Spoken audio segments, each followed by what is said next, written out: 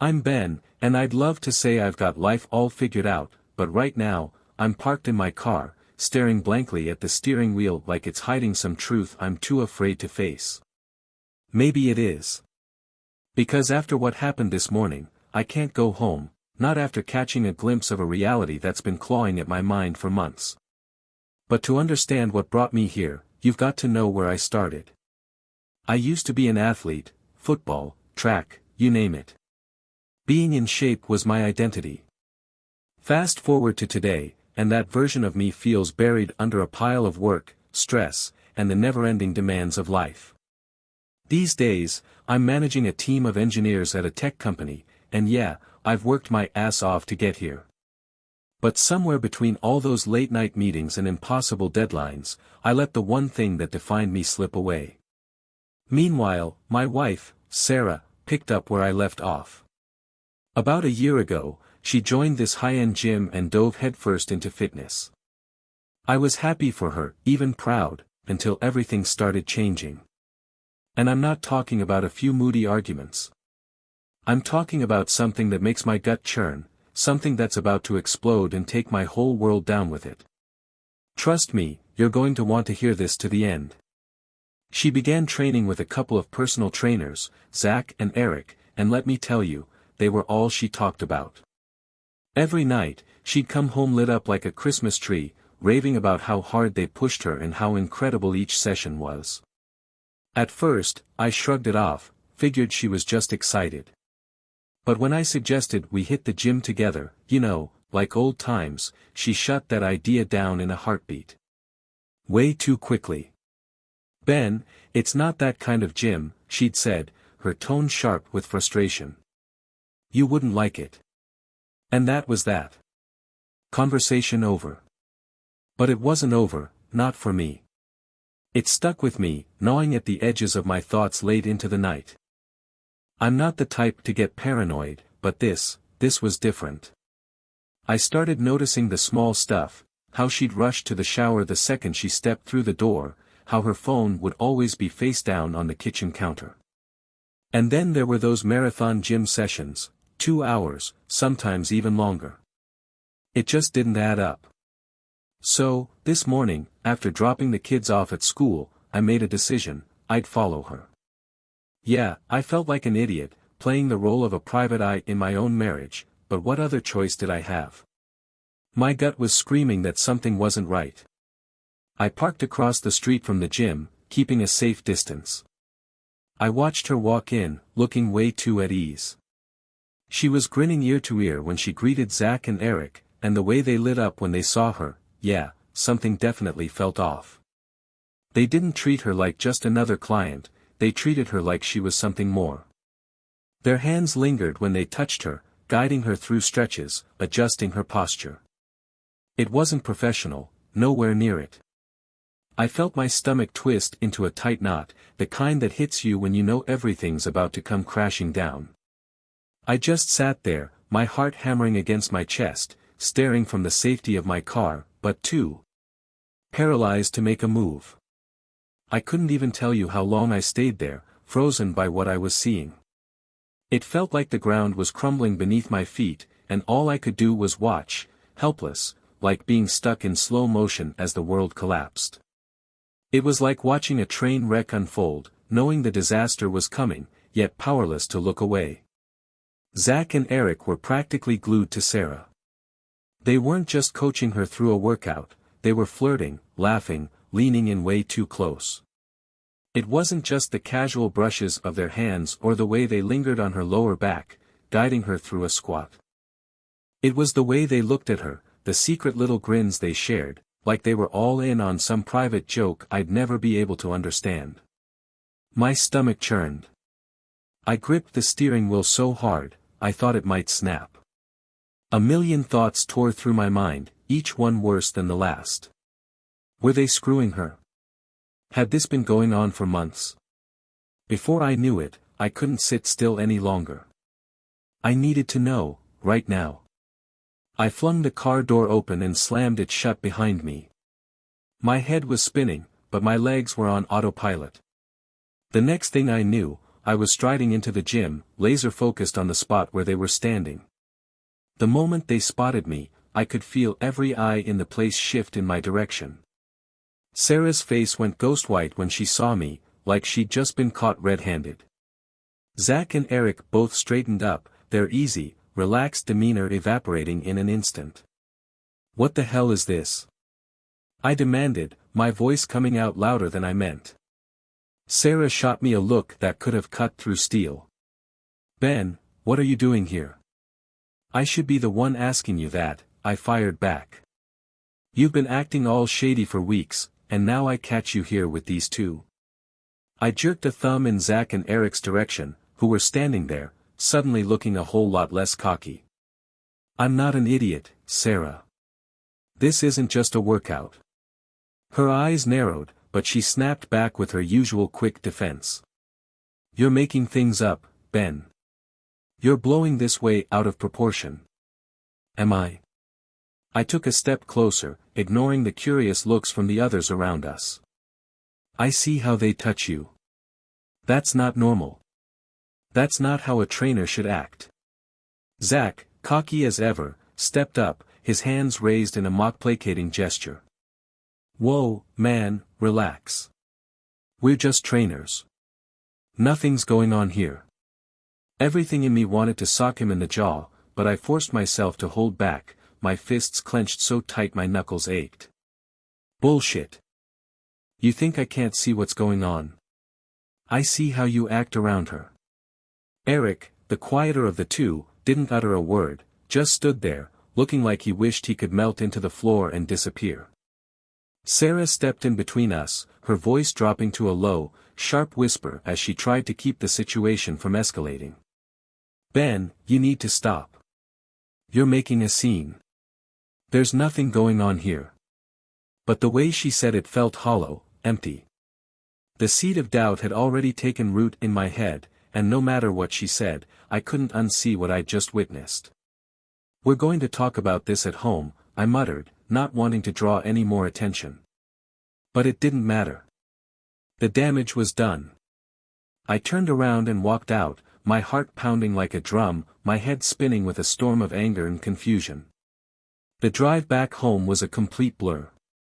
I barely remember it at all. All I could think about was what I'd seen, how their hands had lingered on her, how she'd smiled at them in a way I hadn't seen in months. The suspicions I'd been pushing aside for so long were now staring me in the face, and there was no turning back.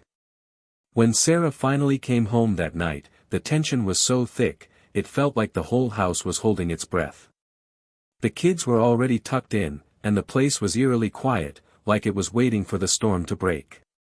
"You're being ridiculous, Ben," she spat the moment she stepped through the door. "I can't believe you showed up at the gym like that. Have you lost your damn mind? Are you sleeping with them?" I asked flatly, my voice steady, even though I could feel the rage boiling just beneath the surface. Her eyes went wide for a second, but she quickly covered it up. "What? No, of course not. You really expect me to buy that?" I snapped, stepping closer, my voice rising. "I saw how they were touching you, the way you let them put their hands all over you. And then you tell me I can't come to the gym with you? What the hell else am I supposed to think, Sarah?" She let out an exasperated sigh, rubbing her temples like she was dealing with a child throwing a tantrum. "You're being paranoid. They're just my trainers. That's it." "Bullshit," I spat, the word burning like acid in my mouth. "You think I'm blind? You think I haven't noticed how you've been acting lately, hiding your phone, staying out late after your workouts? This isn't all in my head, Sarah." "God, you sound like a lunatic," she muttered, brushing past me and heading toward the kitchen. "I can't deal with this right now." But I wasn't about to let her just walk away. "You're lying to me, Sarah," I growled, following her. "And I'm not just going to stand here and pretend everything's okay." She spun around, eyes blazing with fury. "You're losing it, Ben. I'm not cheating on you, and I can't believe you would even accuse me of that." The fight spiraled out of control fast, both of us shouting until our voices were raw, every word dripping with bitterness. By the time it ended, we were spent, drained from all the yelling, but nothing got resolved. She stormed up the stairs and slammed the bedroom door shut, while I stayed behind in the kitchen, staring blankly at the table, wondering how the hell it had come to this. I didn't sleep a wink that night. I lay there on the couch, staring up at the ceiling, still burning with anger. As much as I wanted to believe her, God, I wanted to convince myself that I was blowing this out of proportion, that it was all in my head. Something deep inside was screaming that it wasn't. The next morning hit like a truck. I'd barely shut my eyes, my mind circling endlessly around everything I'd seen and everything Sarah had said. She stayed holed up in the bedroom all night, and by the time I dragged myself up to make breakfast for the kids, she was still locked away. The silence between us was suffocating, almost tangible.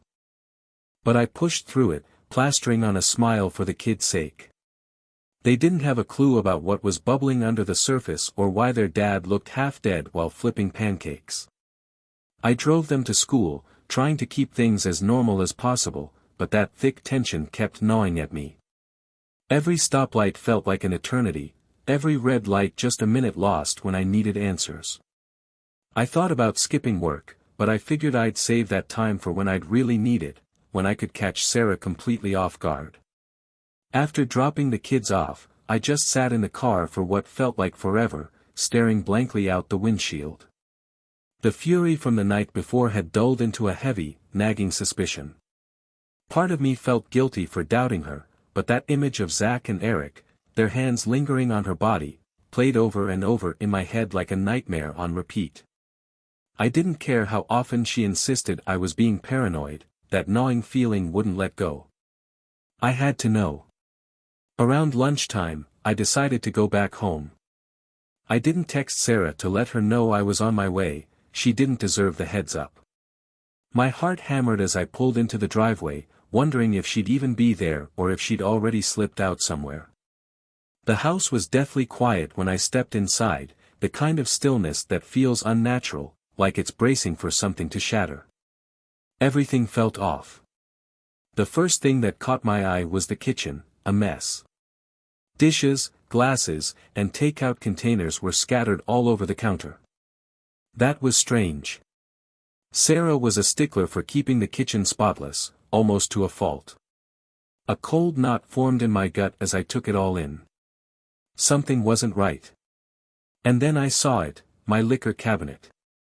The door was wide open, and half the bottles were missing. That alone was enough to put me on edge, but what really sent a chill down my spine was the smell, cologne, strong and unfamiliar. Not mine. It hung heavy in the air, mixing with the acrid scent of spilled booze. My heart dropped like a stone. Every instinct screamed at me to turn around, get back in my car, and leave, but I couldn't. It was like my legs had a mind of their own, carrying me down the hall toward the bedroom, each step making it harder to breathe. The moment I pushed the door open, the scene seared itself into my brain, Sarah, tangled up with Zach and Eric, like some twisted nightmare I couldn't wake up from. It was a mess of limbs and sweat-slicked sheets barely covering their bodies, with clothes tossed carelessly around the room. The stench of sweat, alcohol, and sex hit me square in the chest, knocking the wind out of me. My heart seemed to stop, then roared back to life, pounding like a drum in my ears, but I stayed rooted in place. I couldn't move. I just stood there, frozen. I have no idea how long I stood there staring, but it must have only been a few seconds. It felt like a lifetime, though, like time had slowed to a crawl just to make sure I felt every stab of betrayal. My gaze locked onto Sarah's face, her mouth slightly parted, eyes squeezed shut, totally oblivious to the hell she'd just unleashed. They didn't notice me. I don't know why I didn't yell or lunge at them right then and there. Maybe it was shock. Maybe some part of me couldn't accept that this was actually happening. But something in me snapped, something primal, a desperate urge to capture the moment, to have proof that this wasn't just some twisted dream. So I reached for my phone. With shaking hands, I fumbled it out of my pocket and switched on the camera. My thumb hovered over the screen for a heartbeat, every cell in my brain screaming that I shouldn't have to be doing this, that none of this was real. But I took the pictures anyway, quick, silent, damning. 3 shots, the first from the doorway, capturing the whole mess, the tangled sheets, Sarah half naked, her bare leg draped over Zach's. The second one zoomed in just enough to catch their faces, sweat glistening on Zach's chest, that smug, lazy grin spread across his lips. And the third, Eric's hand gripping Sarah's thigh under the sheets, his expression twisted in pleasure. This was my proof. I needed it, even if I didn't know what I'd do with it yet. It felt like ages before I finally lowered the phone, my pulse thundering in my ears. That's when Sarah opened her eyes. She saw me standing there, and for a split second, her face went blank, like she didn't even recognize me, like I was a stranger standing in my own bedroom. Then the horror set in. Her expression contorted into pure panic as she scrambled to pull the sheets up over herself, her eyes wide with fear.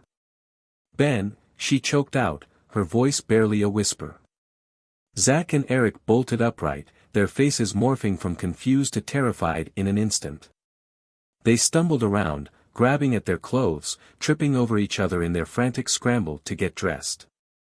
But I wasn't paying attention to them. My eyes were locked on Sarah, her eyes begging, her mouth moving, but none of it made any sense. "Ben, she began, but the words were just noise to me. I didn't respond. I couldn't. The only thing I felt was this wild, red-hot fury churning inside me, twisting together with the cold, suffocating grip of betrayal, like it was tearing me apart from the inside.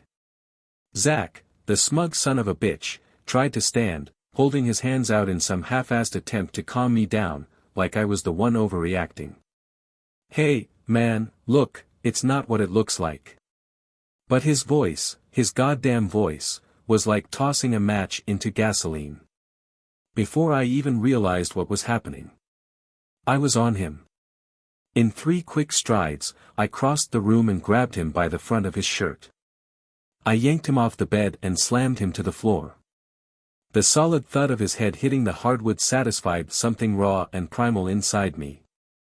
His eyes widened, and before he could so much as say a word, my fist smashed into his face. I felt the crunch of bone under my knuckles as his nose caved, blood spurting from his nostrils as he let out a guttural cry. Eric, who was still fumbling with his pants, jumped up, hands raised like he thought that would make a difference. But it was too late, I was gone. I lunged at him, driving him into the dresser with a sickening crack. He screamed, clutching his arm, but I didn't let up. I grabbed him by the hair and slammed his head into the dresser's edge, the crack of bone against wood ringing in my ears. The room was pure chaos. Sarah threw herself at me, trying to drag me away from Eric, her voice choked with sobs and desperate pleas. "Ben, stop. Please stop." But I didn't hear a damn thing she was saying. I was done with her lies, done with the fake smiles and the bullshit excuses. I shoved her off, sending her sprawling back onto the bed. "You think I didn't know?" I snarled, my voice trembling with rage. "You think I wouldn't find out?" "Ben, I'm sorry," she cried, tears streaming down her cheeks. "Please, just let me explain." Explain what? I roared, my eyes wild, burning with fury. "You've been screwing them behind my back, and now you think you can explain?" Zach was groaning on the floor, clutching his bloody face. Eric was slumped against the dresser, his arm hanging at a weird angle, his face drained of color.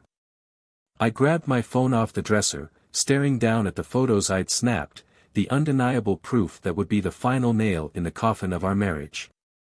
I turned and stormed toward the door, ready to leave behind the shattered remains of what I thought was my life.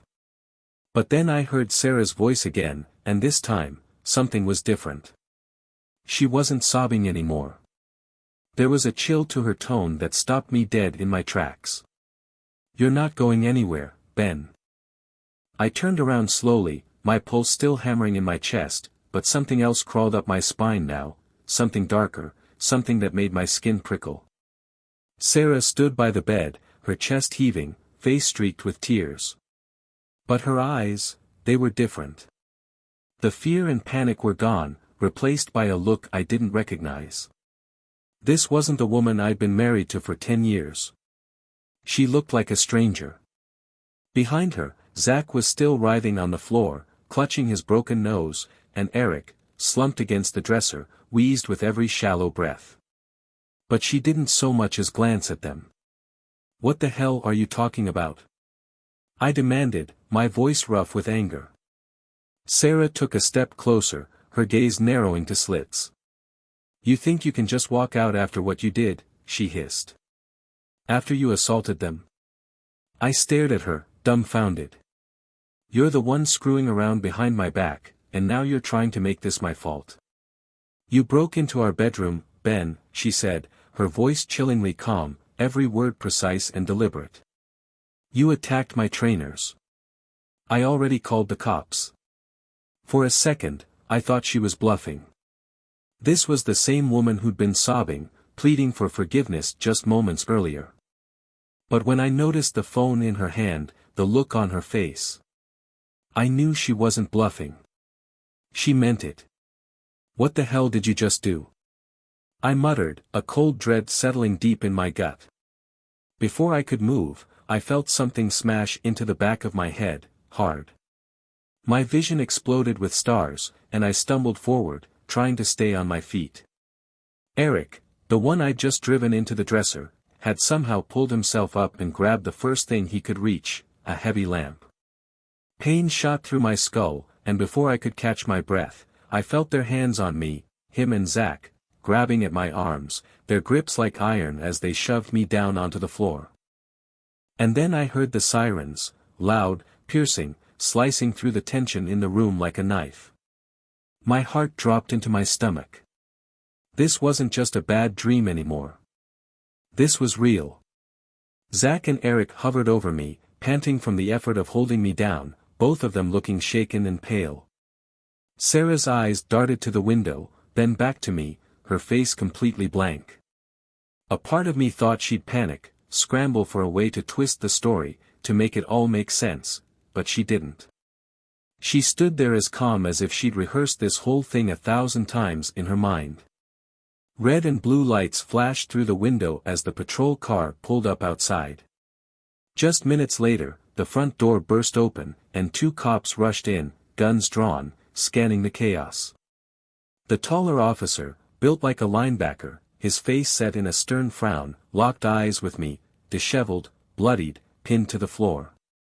I must have looked like a madman. "Police! What the hell is going on here?" one of the officers barked, his hand hovering over his holster. Sarah stepped forward immediately, putting on the show of a lifetime, her voice trembling, and fake tears already glistening in her eyes. "Officer, my husband, he attacked these men. He broke into the house, and," she pointed at Zach and Eric, who were doing their best to look pitiful despite their bloody noses and bruises. Before I could even get a word out to defend myself, I felt the cold metal of handcuffs bite into my wrists.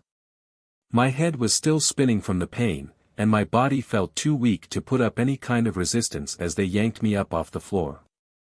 "No, wait, you don't understand." I gasped, but it was no use. My words were drowned out by Sarah's pitiful sobs and the officer's clipped commands. "You have the right to remain silent," one of the officers started as he marched me toward the door, but his voice was just a blur of noise. All I could hear was my own heartbeat pounding in my ears and the cold, triumphant gleam in Sarah's eyes as they dragged me out of the house. They shoved me into the back of the patrol car, and a numbness washed over me. My mind was racing, playing the events on repeat. How the hell did I end up here? How did everything fall apart so damn fast? The car started rolling, and I slumped against the seat, staring blankly out the window as the suburban streets blurred into one long, indistinguishable smear. It felt like my entire life had been torn apart, everything. Everything I'd worked for, my family, my home, destroyed in one brutal moment of betrayal. For a long while, the ride was dead silent, save for the low hum of the engine. Then, out of nowhere, the officer driving, the one with the hard-set face, glanced back at me in the rearview mirror. "You look like you've been through hell, man," he said, his tone almost conversational. I didn't respond right away. What could I even say? That my wife of more than a decade had been screwing around with a couple of meathead trainers, and I had just found out. That she'd set me up, called the cops, and made me look like the crazy one. He must have sensed my hesitation. "Look," he murmured, his voice softening just a touch, "you don't have to tell me anything if you don't want to, but, you don't seem like the kind of guy who snaps for no reason. So what the hell happened back there?" I hesitated, then let out a long, shaky breath. What did I have to lose now? "I caught her in bed with them," I muttered, my voice sounding raw even to my own ears. "She's been cheating on me for months, and today, I walked in and saw it, right there in our bed." The officer blew out a low whistle.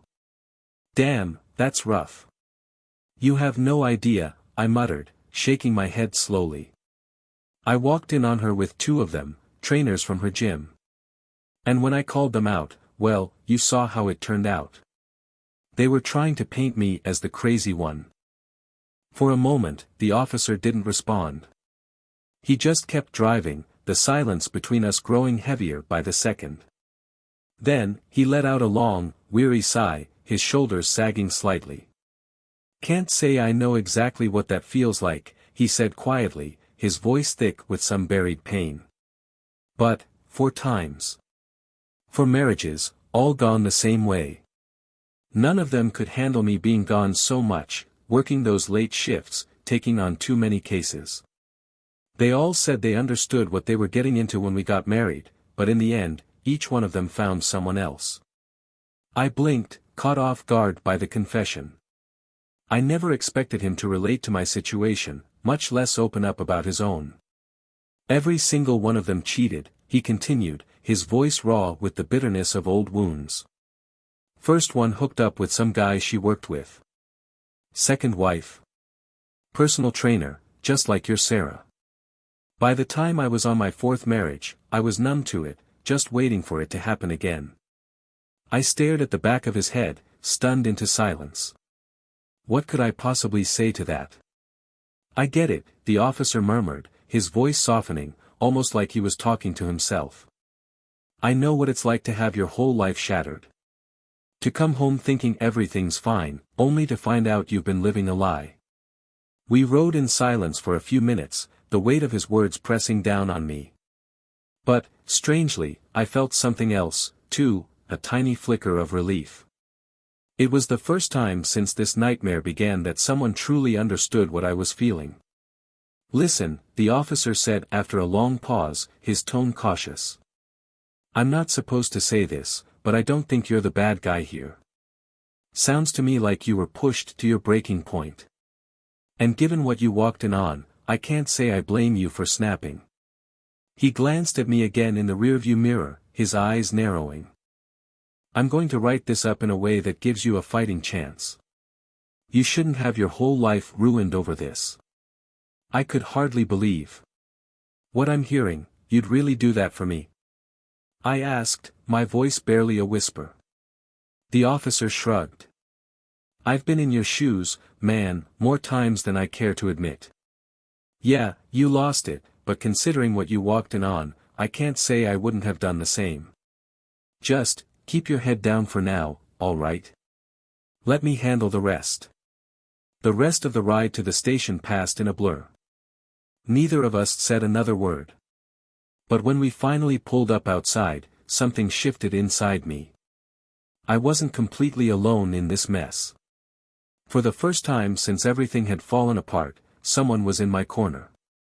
Even if it was just this cop who'd been through the same kind of hell I was going through now. As the officer led me into the station, the weight on my shoulders didn't feel quite as crushing anymore. I still had no clue what was coming next, but at least now it felt like I wasn't entirely alone in this. For the first time since this nightmare began, I started to believe that maybe, just maybe, I could get through it. The fluorescent lights in the station buzzed and flickered as we stepped inside, casting a harsh glow on the dull linoleum floors. The officer who'd been driving, Sergeant Harris according to his name tag, kept a steady grip on my arm, guiding me through the maze of desks and filing cabinets. My wrists were still cuffed, but the feeling of being a condemned man walking toward his own end was gone. Harris had given me a lifeline back in the car, and even though I was still spinning from everything that had happened, I held on tight to that small glimmer of hope. He led me into a tiny holding room, gesturing for me to take a seat on a cold metal chair facing a plain, steel table. The room felt suffocating, the air thick with the stale stench of sweat and something vaguely like bleach. Harris shut the door behind us and reached for the cuffs. "Let's get these off you," he murmured, pulling out a small key. As the cuffs clicked open and fell away, I rubbed at the angry red marks they'd left on my wrists. My whole body ached from the brawl with Zach and Eric, but the real pain was still buried deep in my chest, the agony of betrayal, the disbelief that this was actually my life now. Harris leaned against the door, arms crossed, watching me for a moment before he spoke. "I've got to file this, but I'll keep it as straightforward as I can. You'll still have some shit to deal with. Sarah's probably already playing the victim card like a pro, but I won't let them bury you over this." "Thanks," I muttered, my voice raw. It felt strange to thank a man I barely knew, but right now, he was the only thing keeping me from crumbling. Harris nodded, then pulled out his phone. "I'm going to talk to my captain, try to get you processed quickly. With any luck, we'll have you home by tonight." He paused, his eyes narrowing. "But listen, from here on out, you need to keep your cool. No more losing your temper, no matter what she does. She's going to twist everything she can to make you look like the bad guy. I've seen it 1,000 times." I nodded, feeling the weight of his words settle over me. As much as I wanted to storm back into that house, grab Sarah by the hair, and make her pay for everything, I knew I couldn't do that. She'd already set the trap, and like an idiot, I'd walked right into it. Now, I had to be smarter. Harris left the room, leaving me alone with my thoughts. The silence was suffocating, giving me too much space to replay every damn second in my mind. My knuckles throbbed from where I'd broken Zach's nose, my ribs burned from the kick he'd landed, but none of that compared to the hollow, gnawing ache that had settled in my chest. I hadn't just been blindsided by Sarah's affair, it was the cold, calculated cruelty of her betrayal that tore me apart. This wasn't the woman I had married, the mother of my kids. That person was gone, replaced by someone I didn't recognize, someone who turned my entire world into a living hell. How had I missed it? How had I been so blind for so long? The door creaked open softly, snapping me out of my thoughts. Harris stepped back in, a file clutched in one hand and a slight frown etched on his face. "All right," he said, dropping the folder onto the table. "Here's the situation. I've done what I could to smooth things over for now. You're not facing serious charges, yet, but Sarah's already filed a statement, and it paints you as the bad guy. She's claiming you broke in, assaulted her, and attacked her friends without provocation." I let out a bitter laugh, feeling the anger surge through me again. "Without provocation?" I walked in on her screwing those jerks in our bed. Harris raised his hand, trying to keep me steady. I know. Believe me, I get it. But right now, it's her story that's on record, and those two meatheads are backing her up. She's playing the scared wife angle like a pro." "Of course she is," I muttered, disgust curling in my gut. "They probably planned this whole thing, set me up to look like some lunatic husband who can't handle the truth." "Here's the deal," Harris said, leaning forward, his voice dropping low. "You can fight this. The pictures you took are your best shot. You've got undeniable proof of the affair, enough to poke holes in her version of events. But you need to keep your cool. You cannot lose it again, no matter what she throws at you." I nodded slowly, feeling the weight of his words settle over me like a heavy blanket. "So, what now? You're free to go for the time being. We'll take your statement, and down the line, you'll likely need to appear for a hearing or mediation. But for now, you can't go back to the house. What about my kids? I croaked, my voice cracking. The thought of Sarah poisoning them against me, twisting the truth to make me look like some sort of monster, made my stomach turn. Would she fill their heads with lies? Make them believe I'd lost it? Harris's expression softened. I don't know what she's going to tell them, Ben, he admitted gently. But don't make it worse by showing up out of nowhere. If you want any shot at custody, or even just visiting them, you've got to be smart. Let your lawyer handle this. Stay patient. I wanted to scream, to punch something, to just do something. But Harris was right. My hands were tied, both figuratively and literally. Sarah had already started spinning the story in her favor, and now I had to find a way to untangle it without losing everything I cared about in the process. Harris pushed the door open, motioning for me to follow. Come on, I'll drive you home. I trailed behind him through the maze of desks and out into the cold night air. The city was eerily quiet, the streets empty except for a few stray cars passing by. Harris led me back to his patrol car, opening the passenger door for me. I climbed in, and as he started the engine, the silence between us felt heavier than ever. I didn't have words. I couldn't even begin to process any of it.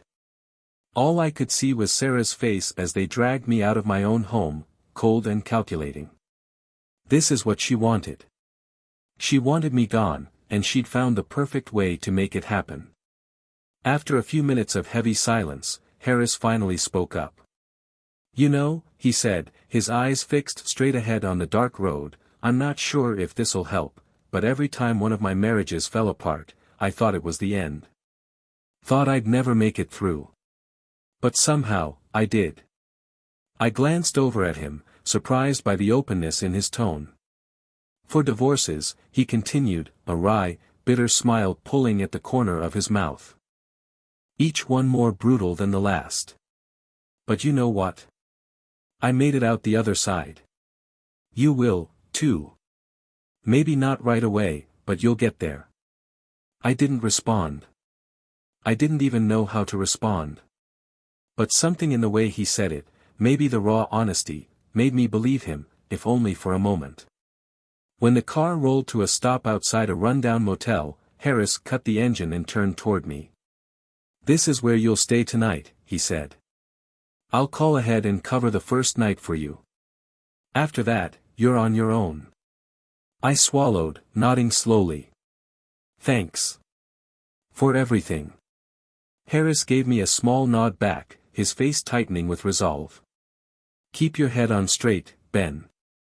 This isn't over yet, but you've got a shot to come out okay if you play it right. I stepped out of the car, the cold night air biting at my skin as I watched him drive off into the darkness. The motel loomed in front of me, its neon sign flickering weakly, casting a ghostly red light across the empty parking lot. It wasn't home, it wasn't even close, but right now, it was all I had. The motel sign buzzed overhead, casting long shadows that seemed to deepen the ache in my chest. I stood there for a moment, letting the full weight of it all settle in. My life, what I thought was my life, had crumbled in less than a day.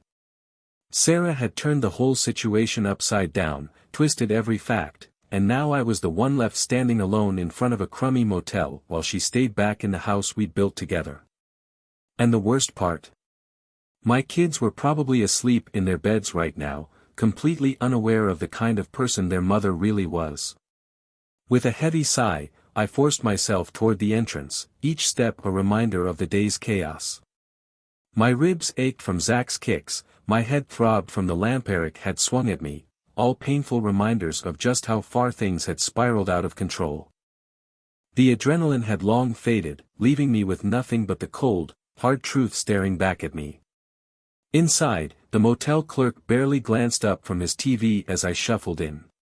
He handed me a key without so much as a word. Good. I wasn't in the mood for chit-chat or sympathy. I just needed a place to crash, a place to figure out what the hell to do next. Room 203. I pushed the door open and was immediately hit by the smell of mildew and stale cigarette smoke, the kind that's seeped so deep into the walls it'll probably never leave. The bedspread was a drab green, stained with spots I didn't want to imagine, and the tiny TV in the corner buzzed and flickered like it was on its last leg. It was the kind of place you'd avoid unless you had no other choice. But that's exactly where I was, out of choices. I was here because I had nowhere else to go. I dropped onto the edge of the bed, hissing in pain as a sharp jolt shot through my bruised ribs. The room was oppressively quiet, too empty, so I switched on the TV, letting the crackle of some late-night infomercial break the silence. I wasn't really watching it, though. My mind was a million miles away, stuck back in that bedroom, replaying every horrible second, Sarah wrapped up with those two bastards, the smug look in their eyes, the icy detachment in hers. How had it come to this? How had the woman I'd built a life with turned into someone I didn't even recognize? I pulled out my phone, scrolling through the photos I'd taken. There they were, Zach, Eric, and Sarah, all tangled up in my bed, half covered by the sheets, their bare bodies on display like some disgusting tableau. It felt unreal, staring at those pictures. Like I was looking at someone else's life.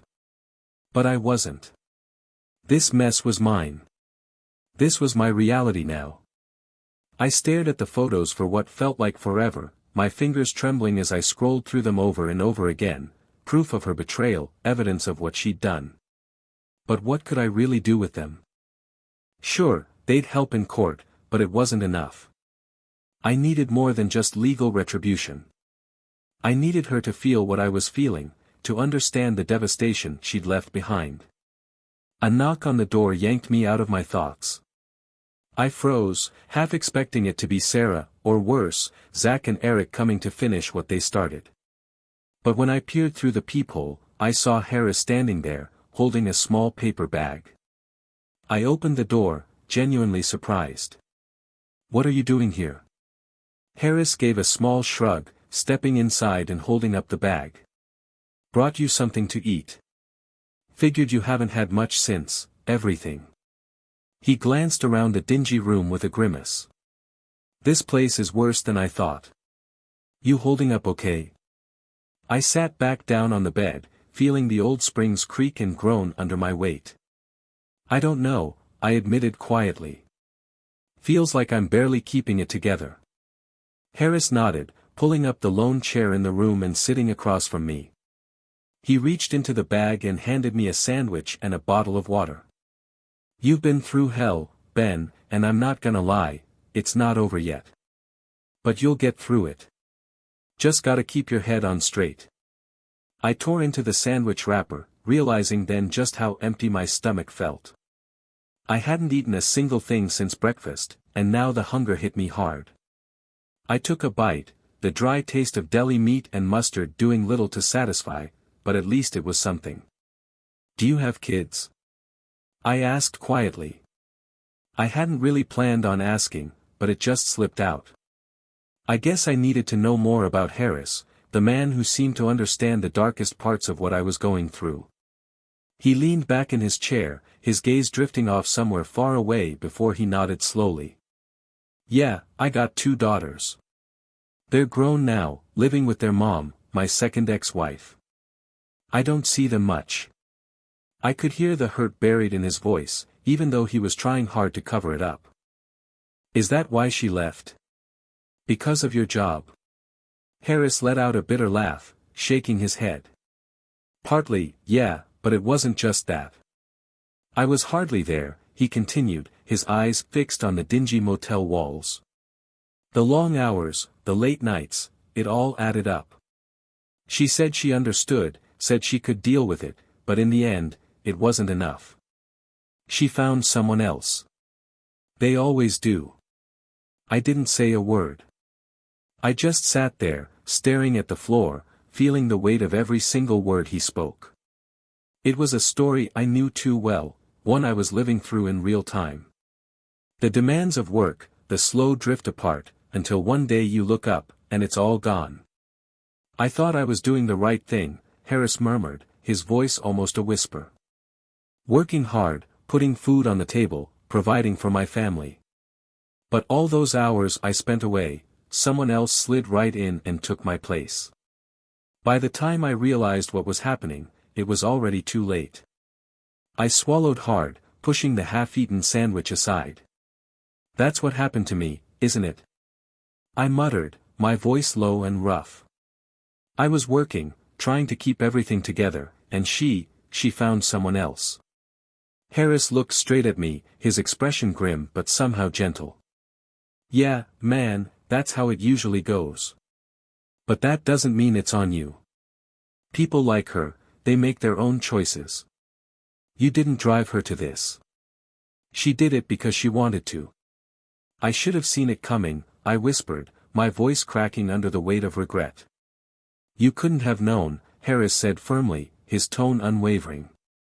Women like her, they're good at hiding it.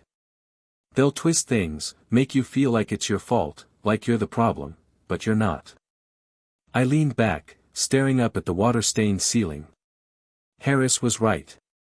Sarah had played her role to perfection, making me believe everything was okay, that our life was solid, all while sneaking around behind my back.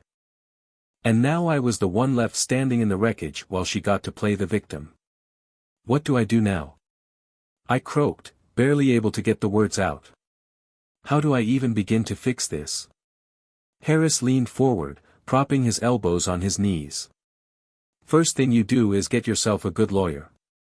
Someone who's ready to fight for you. You've got those photos, use them. Make sure the court sees what she's really been up to. And for the rest, focus on your kids. They're all that matters now. Don't let her drag them into this mess. I nodded slowly, letting his words sink in. He was right. The kids, they were my anchor in all of this. No matter what Sarah tried to do, no matter how she twisted the truth, I had to keep my head straight for their sake. I had to fight for them. Harris stood up, smoothing out his jacket. I'll check in on you tomorrow, okay? In the meantime, keep your nose clean. Let your lawyer do their job. I watched as he made his way to the door, a strange sense of gratitude swelling up inside me. Harris didn't owe me a thing. He didn't have to give a damn about what happened to me. But he did, and that meant something. Thanks, I murmured quietly, just as he reached for the handle. He paused and glanced back, giving me a small, tired nod. Hang in there, Ben. It gets better, eventually. And then he was gone, leaving me alone in the dim glow of the shabby motel room. The silence crept in, heavier than before. I looked around at the half-eaten sandwich on the table, the empty walls, and the flickering TV screen, and it hit me that this hollow emptiness, was my life now. But Harris was right. I couldn't let this break me, not completely. There was still a battle ahead, and I had to be ready for it. Because if I wasn't, Sarah would win.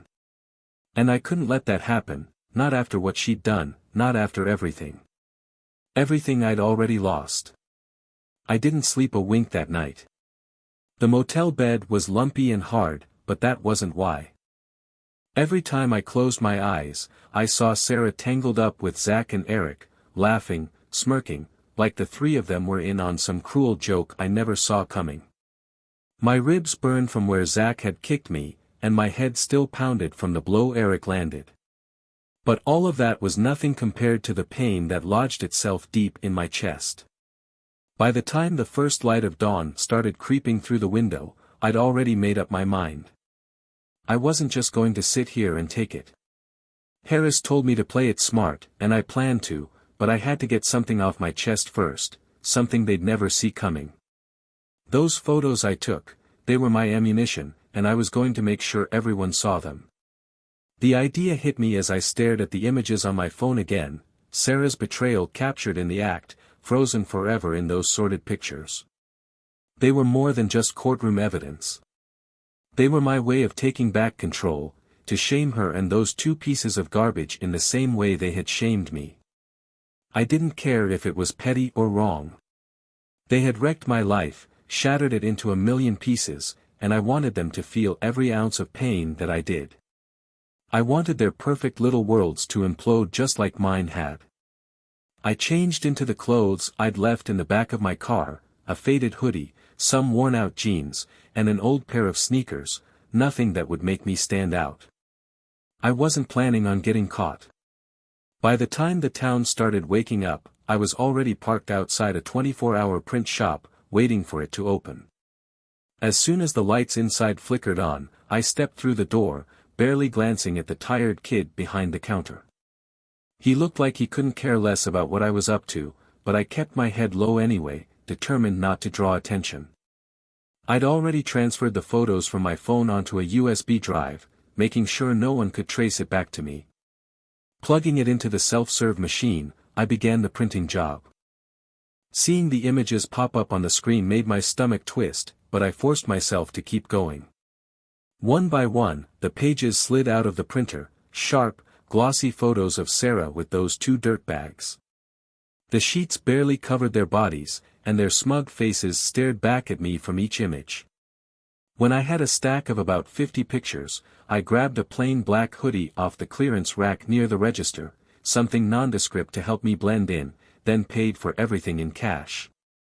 The cashier didn't even look twice as I turned and walked out into the early morning light. The first place I headed was the gym. Their gym, the place where all this madness had started. Zach and Eric worked there, flaunting themselves like they were gods in workout gear. But I was about to show everyone exactly what kind of scumbags they really were. I parked a block away, well out of sight, pulling the hoodie's drawstrings tight around my face. The sun was just beginning to break through the clouds, casting a cold, gray shadow over the empty streets. It was the perfect time. No one was around. Keeping my head down, I made my way toward the gym's entrance. I had a can of superglue stashed inside my jacket, and the stack of photos pressed firmly against my chest. After a quick look around to make sure no one was watching, I started pasting the photos, one by one, onto the front door, each glossy image slapped against the glass like a punch to the gut for Zach, Eric, and Sarah. Just taping them up wouldn't have been enough. I wanted them to stick, to be a nightmare to get off without a fight. So, I carefully ran the glue along the edges of each picture, pressing them hard against the glass, the glue oozing out like thick veins as it set. Within minutes, the entire front entrance of the gym was covered in images of Zach, Eric, and Sarah, captured right in the middle of their betrayal. Every single person who walked by would have no choice but to see it. Anyone coming in for an early morning workout would be greeted by the undeniable proof of what they'd done. But I wasn't done, not even close. I wasn't finished, not by a long shot. With my hood pulled low, I moved on to the rest of the town. I hit every public spot I could think of, the bulletin boards at bus stops, the walls of every coffee shop I passed, and even the lampposts along the main streets where people liked to walk their dogs. Any place where folks gathered, I made sure to leave a picture behind. I worked fast and steady, drifting from one spot to another like a shadow in the foggy morning light. After I plastered the town, I turned to the digital world. I set up a brand new email account, no name, no details that could be traced, and attached the photos. Then, one by one, I started sending them out to people I knew. People who knew Sarah. People who knew Zach and Eric. Her friends, the PTA group, her coworkers. The message was simple and to the point: thought you should know who Sarah's been spending her time with. With each click of the send button, a dark satisfaction twisted in my chest. I wasn't foolish enough to sign my name, but I knew it wouldn't take long for folks to figure out who was behind it. And I didn't care. This wasn't about playing it safe or keeping my hands clean.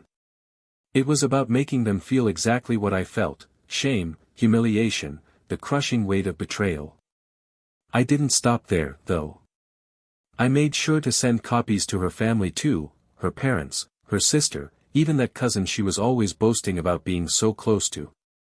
I didn't bother typing out a message for them, the pictures said more than enough. When it was all done, when every public spot was plastered with those photos and every inbox I could think of was flooded, I found myself back at the gym, staring at what I'd created.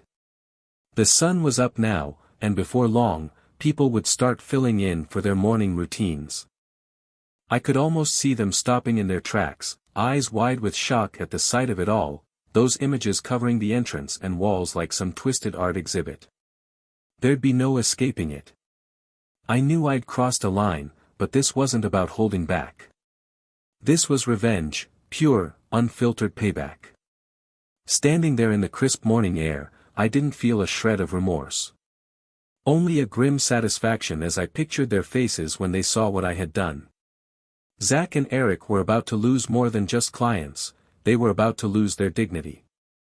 Sarah was about to lose her perfect image.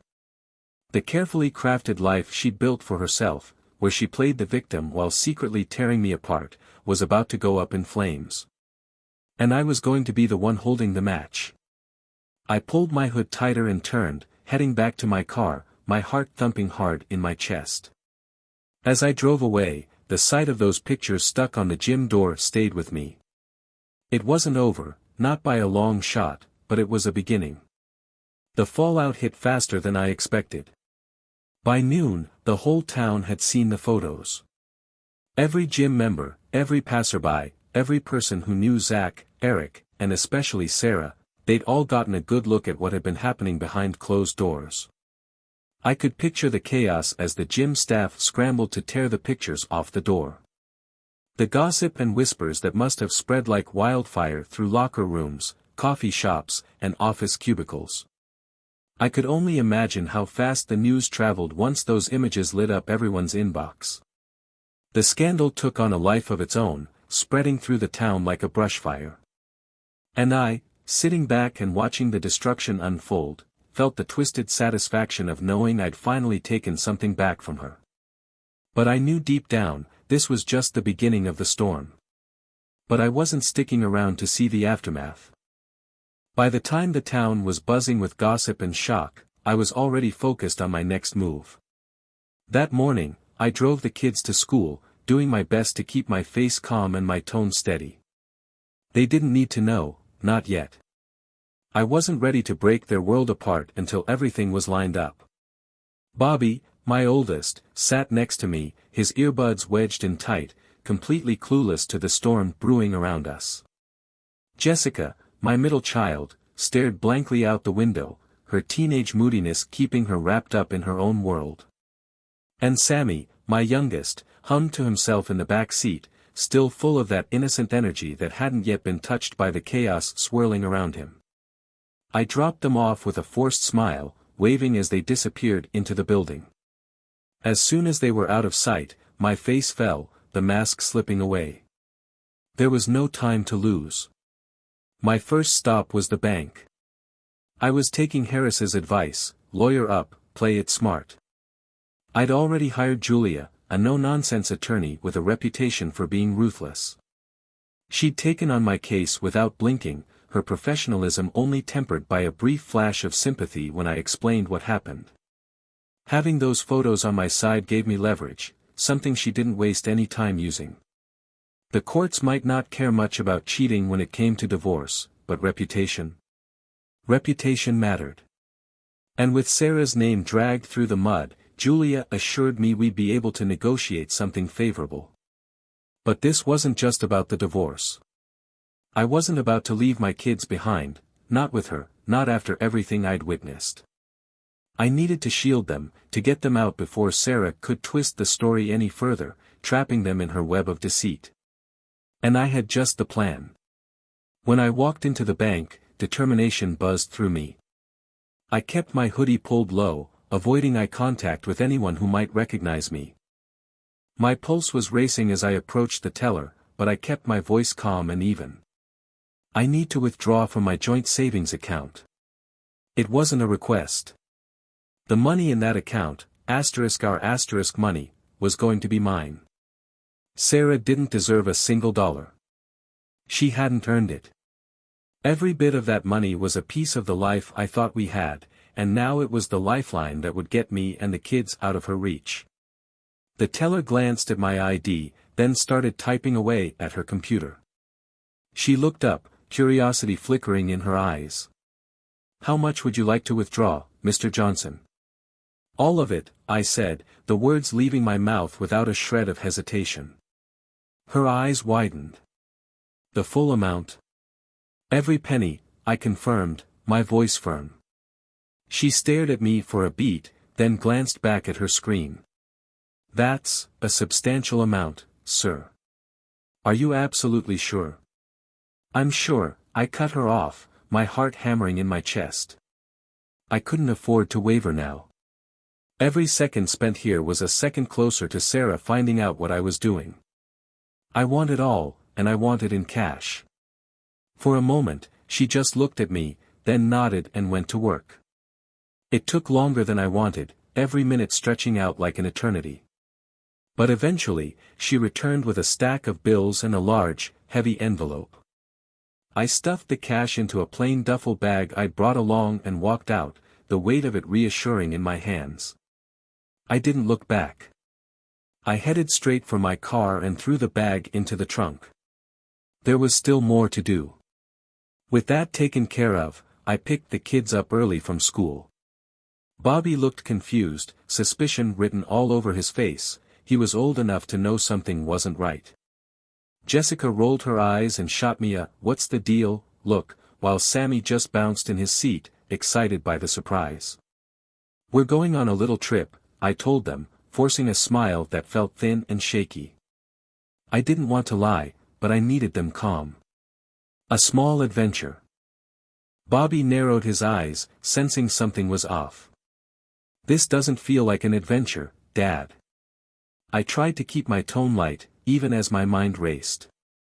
"It's a little more complicated than I planned, Bud. But trust me, everything's gonna be fine." He didn't look convinced, but he didn't push it. They climbed into the car, and I drove them to Julia's office. There, we met with a private investigator she'd recommended, a guy named Frank who specialized in what Julia called clean breaks. The kind of breaks where you disappear and don't leave any loose ends. We sat in the small, sterile office while the kids waited outside with some snacks and an old iPad I'd dug up. My stomach churned at the thought of uprooting them, turning their lives upside down. But I couldn't turn back now. This was the only way to keep them safe, from Sarah, from everything. Frank was a tall, wiry man with graying hair and a no-nonsense air about him. He looked me up and down, his eyes hard and assessing. "You're sure about this?" he asked, his voice steady. I took a deep breath and nodded. "I don't have a choice. Sarah, she's not the person I thought she was. I can't leave my kids with her." Frank nodded slowly, as if weighing my words. "All right. We'll start with new names, new identities. It's not cheap, but it's doable. Are you ready for the financial hit?" I nodded again, my resolve solid. "I took everything from our savings," I said, feeling the weight of the cash in the duffel bag. "It's more than enough." His eyebrows rose slightly, impressed, but he didn't comment. "Good. Once we're done here, you and the kids will be ghosts. It'll take a little time for everything to process, and you'll need to stay low until the paperwork is finalized. But once it's done, Sarah won't be able to find you." My gut tightened. "And her? What if she looks for us?" Frank glanced at Julia, then back at me. "Oh, she'll look. No doubt about that. But with the photos out there, she's got bigger problems. We'll keep you one step ahead until everything is squared away." Julia nodded, her tone calm and collected. "She won't be able to touch you legally for now. Once the divorce is filed and we set up a custody arrangement, we'll make sure it's ironclad." I took a deep breath, feeling the tension in my chest loosen just a bit. This was really happening. Frank slid a thick stack of papers across the table. "You'll need to sign these," he said quietly. "New identities, new lives. Once you sign, there's no going back." You understand that, right? My hand trembled as I reached for the pen, glancing toward the door where my kid sat, oblivious to what was unfolding. This was it, the final step. I took a deep breath, steadying myself, and signed the papers. One by one. There was no turning back. Her fingers hovered over the keys, hesitating for just a moment before she got to work. It felt like it took forever, the minutes dragging by like hours, but eventually, she handed over the cash, and the duffel bag in my hands was heavy with the weight of my decision. This was it, the first real step in putting my plan into motion. Afterward, I picked the kids up from school earlier than usual. Bobby, being the oldest, immediately sensed something was off and started firing questions at me. But I brushed him off with a smile that felt strained. "We're going on an adventure," I said, trying to sound upbeat. Jessica, with her typical teenage eye roll, looked skeptical. But Sammy, my little bundle of enthusiasm, nearly bounced out of his seat with excitement. I drove them to Julia's office, where we were supposed to meet the private investigator she'd recommended. His name was Clark, and he specialized in what she called clean breaks. The kind of breaks where you don't just disappear, you erase yourself completely and don't leave a trace. He had the connections, the resources, and, most importantly, the experience to make it happen. We waited in Julia's small office, the kids set up with snacks and an old iPad to keep them occupied in the next room. Meanwhile, I sat with my heart pounding, knowing that I was about to rip their world apart. I felt sick to my stomach, but there was no other choice. It was either this or let Sarah tear me to pieces in court and turn my own kids against me. I couldn't allow that to happen. When Clark finally walked in, I sized him up. He was a tall, lean man, with graying hair and an intense, no-nonsense look about him. He barely glanced at me before dropping a stack of papers onto the table, flipping through them with sharp, practiced movements. "So, you're sure about this?" he asked, one brow lifting as he looked up. "I don't have a choice," I said quietly, my voice sounding more confident than I felt. "Sarah isn't who I thought she was. I can't leave the kids with her." He nodded slowly, like he'd heard it all before. "Okay, then. We'll start by setting up new names and identities. It's going to cost you, but we can get it done. Are you prepared for the financial hit?" I emptied out our savings, I answered, the weight of the duffel bag resting heavily on my lap. "I have more than enough." Clark's eyebrows rose slightly, a flicker of surprise showing in his eyes, but he didn't comment on it. "Good. Once we're finished here, you and your kids will be invisible. It'll take some time for the new identities to be processed, and you'll have to keep your head down until everything is finalized. I've got a place for you to stay in the meantime. It's basic, but it'll keep you off the radar until we're ready." "What about Sarah?" I asked, the knot in my gut tightening further. Clark exchanged a glance with Julia, then met my gaze. "She'll try to find you, no doubt about that. But with the photos floating around and her reputation in ruins, she's got bigger messes to clean up. We'll make sure you stay one step ahead." Julia leaned forward, her expression calm and steady. "Legally, she can't touch you for now. We'll file the divorce and set up the custody arrangements soon. Once that's in place, we'll make sure it's locked down. She won't have a chance to manipulate the system." I exhaled, a strange blend of fear and relief washing over me. This was really happening. It was no longer just a plan, it was real. Clark slid a thick stack of documents across the table, his voice lowering slightly.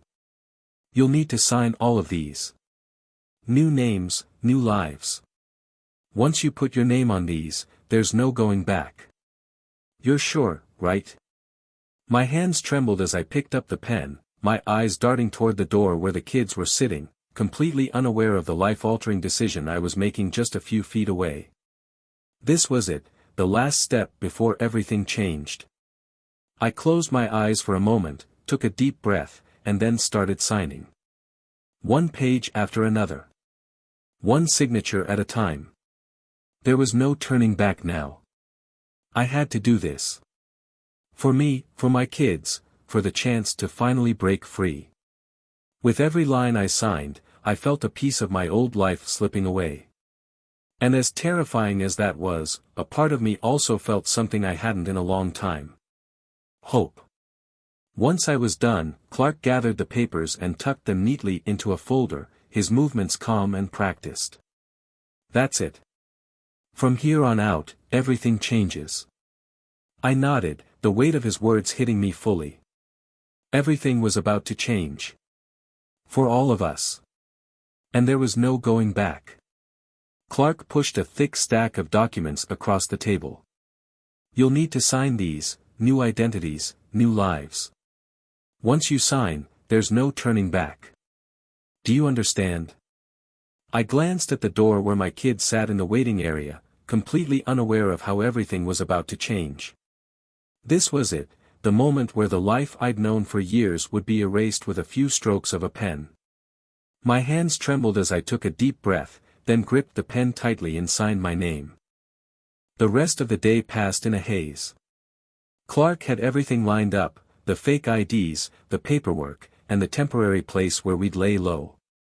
We drove for what felt like forever, sticking to back roads and avoiding the main highways, winding further and further away from the life we used to know. Eventually, we pulled up to a small, run-down motel miles away from town. It wasn't much to look at, run-down and forgotten, but that was the whole point. It was exactly what we needed. By then, Bobby's suspicion was practically spilling over. I could see it in the way he kept glancing at me in the rearview mirror, his eyes searching my face for answers I wasn't ready to give. The story about the adventure had started to wear thin, and I knew I was running out of time. But I couldn't tell him the truth yet. Not until I was sure we were truly hidden away, until there was no chance of Michelle finding us. When we finally pulled into the gravel parking lot of the old motel, I shut off the engine and turned to look at them, my 3 kids, staring back at me with tired, uncertain eyes. Bobby, frowning deeply, his brows knit together. Jessica, looking annoyed and weary, her arms crossed defensively. And little Sammy, blinking sleepily, clearly too worn out to question what was happening. "Dad, what's going on?" Bobby's voice was low but edged with worry. This doesn't feel like an adventure." I forced a smile, though my heart felt like it was shattering into 1,000 pieces.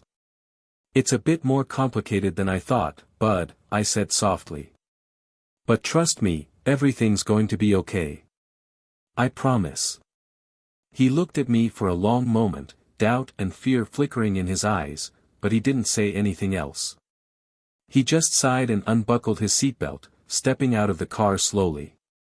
We unloaded what little we had, bags, snacks, and the duffel with all the cash stuffed discreetly underneath the other luggage.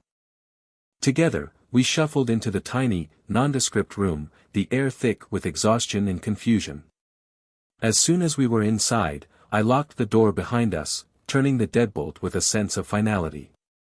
I stood there for a moment, just staring at the door, the weight of what I'd just done crashing down on me like a tidal wave. There was no going back. We had new identities now, new names. The man I'd been yesterday no longer existed, and the life we'd known was gone forever. Michelle had no idea where we were, no idea that I had taken the kids and disappeared. I'd made sure she couldn't hurt them, couldn't use them the way she tried to use me. But as much as I wanted to believe I'd won this round, that hollow, aching dread still churned deep in my gut. I knew better. Michelle wasn't going to just let this go. She would hunt us down. She'd fight for control, and she'd make sure to hit back harder. It wasn't over. Not by a long shot. But for tonight, for this one night, we were safe. The kids were with me, and for the first time in weeks, I didn't have to look over my shoulder. I could breathe, if only for a moment. And that was going to have to be enough. For now. Thank you all for watching and experiencing this with me.